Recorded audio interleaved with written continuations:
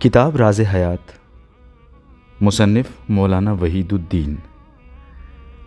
مضمون خواب میں۔ آواز و پیشکش عمر شاہد تگا۔ مسٹر رام رتن کوپلا ریفریجریٹر اور ایئر کنڈیشنر کا بزنس کرتے تھے۔ ان کی فرم کا نام کیپسنز تھا، جس کا دفتر نئی دلی میں آصف علی روڈ پر واقع تھا۔ مسٹر رام رتن کوپلا کو اپنے فرم کے لیے ایک سلوگن کی ضرورت تھی۔ انہوں نے اخبار میں اعلان کیا کہ جو شخص کم لفظوں میں ایک اچھا سلوگن بنا کر دے گا اس کو معقول انعام دیا جائے گا۔ بار بار کے اعلان کے باوجود کوئی ایسا شخص نہ ملا جو انہیں اچھا سلوگن دے سکے۔ بعض لوگوں نے کچھ فکرے لکھ کر بھیجے، مگر کوپلا کو وہ پسند نہ آئے۔ سلوگن کو پینیٹریٹنگ ہونا چاہیے، مگر یہ سلوگن پینیٹریٹنگ نہ تھے۔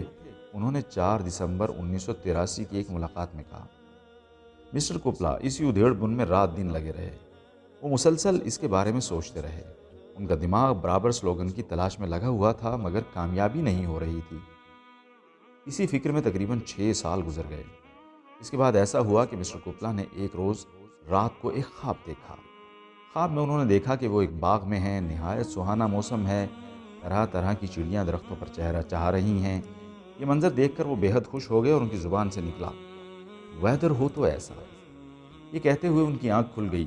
اچانک انہیں معلوم ہوا کہ انہوں نے وہ سلوگن دریافت کر لیا ہے جس کی تلاش میں وہ برسوں سے سرگرداں تھے۔ فوراً ان کے ذہن میں یہ انگریزی جملہ مرتب ہو گیا، کیپسنز، دی ویدر ماسٹرز۔ خواب انسانی دماغ کی وہ سرگرمی ہے جس کو وہ نیند کی حالت میں جاری رکھتا ہے۔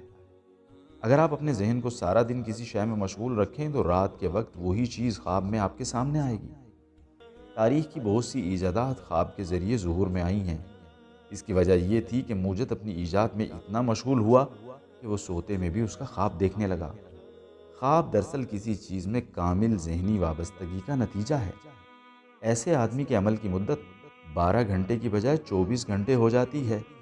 یہی کسی مقصد میں کامیاب ہونے کا راز ہے۔ اس قسم کی گہری وابستگی کے بغیر کوئی بڑا کام نہیں کیا جا سکتا، نہ دنیا کا، نہ آخرت کا۔